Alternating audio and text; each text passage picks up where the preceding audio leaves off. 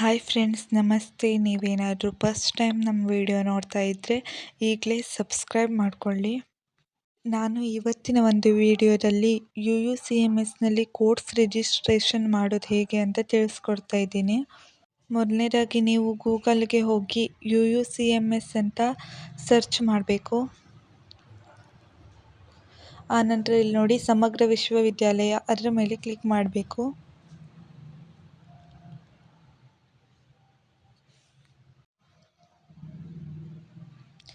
ಆ ನಂತರ ಈ ಥರ ಓಪನ್ ಆಗುತ್ತೆ. ಇಲ್ಲಿ ನಿಮ್ಮ ಒಂದು ಯೂಸರ್ ID ಮತ್ತು ಪಾಸ್ವರ್ಡನ್ನು ಹಾಕಬೇಕು. ಯೂಸರ್ ನೇಮ್ ಅಂತ ಇದೆ, ನಿಮ್ಮ ಒಂದು ಯೂಸರ್ ನೇಮ್ ಮತ್ತು ಪಾಸ್ವರ್ಡನ್ನು ಹಾಕಬೇಕು. ಮತ್ತು ಕ್ಯಾಪ್ಚಾವನ್ನು ಎಂಟರ್ ಮಾಡಬೇಕು. ಅಲ್ಲಿ ಯಾವ ರೀತಿ ಇದೆ ನೋಡಿ, ಅದೇ ರೀತಿ ಕ್ಯಾಪ್ಚಾವನ್ನು ಎಂಟರ್ ಮಾಡಬೇಕು. ಆ ನಂತರ ಲಾಗಿನ್ ಅಂತ ಮಾಡಬೇಕು.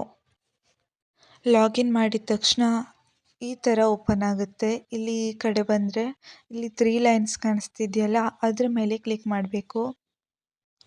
ಅಲ್ಲಿ ಕ್ಲಿಕ್ ಮಾಡಿದ ನಂತರ ಈ ಮತ್ತೊಂದು ಕಡೆ ಬಂದರೆ ಅಲ್ಲಿ ಅಕಾಡೆಮಿಕ್ಸ್ ಅಂತ ಇರುತ್ತೆ, ಅದರ ಮೇಲೆ ಕ್ಲಿಕ್ ಮಾಡಿ ಕೋರ್ಸ್ ರಿಜಿಸ್ಟ್ರೇಷನ್ ಮೇಲೆ ಕ್ಲಿಕ್ ಮಾಡಬೇಕು. ಆನಂತರ ಈ ಥರ ಓಪನ್ ಆಗುತ್ತೆ. ನೀವು ಯಾವ ಸೆಮ್ಗೆ ಕೋರ್ಸ್ ರಿಜಿಸ್ಟ್ರೇಷನ್ ಮಾಡ್ಕೋಬೇಕೋ ಆ ಸೆಮ್ನ ಮುಂದೆ ಕೋರ್ಸ್ ರಿಜಿಸ್ಟ್ರೇಷನ್ ಮೇಲೆ ಕ್ಲಿಕ್ ಮಾಡಬೇಕು. ಆನಂತರ ಈ ಥರ ಬರುತ್ತೆ, ಯಾವ್ಯಾವ ಸಬ್ಜೆಕ್ಟ್ಗಳಿದ್ದಾವೆ ಅಂತ ಬರುತ್ತೆ. ನಿಮಗೆ ಯಾವ್ಯಾವ ಸಬ್ಜೆಕ್ಟ್ಗಳಿದ್ದಾವೋ ಆ ಸಬ್ಜೆಕ್ಟ್ಗಳನ್ನು ಸೆಲೆಕ್ಟ್ ಮಾಡ್ಕೊಳ್ಬೇಕು. ಟೋಟಲ್ 24 ಕ್ರೆಡಿಟ್ಸ್ಗಳಾಗಬೇಕು ನಿಮ್ಮೆಲ್ಲ ಸಬ್ಜೆಕ್ಟ್ಗಳು ಕೂಡಿದವಾಗ. ಇಲ್ಲಿ ಕಾಣಿಸ್ತಾ ಇದೆಯಾ ನೋಡಿ, ನೀವು ಇಲ್ಲಿ ನೋಡ್ಬೋದು ಟೋಟಲ್ ಎಷ್ಟು ಕ್ರೆಡಿಟ್ಗಳಾಗಿದ್ದಾವೆ ಅಂತ.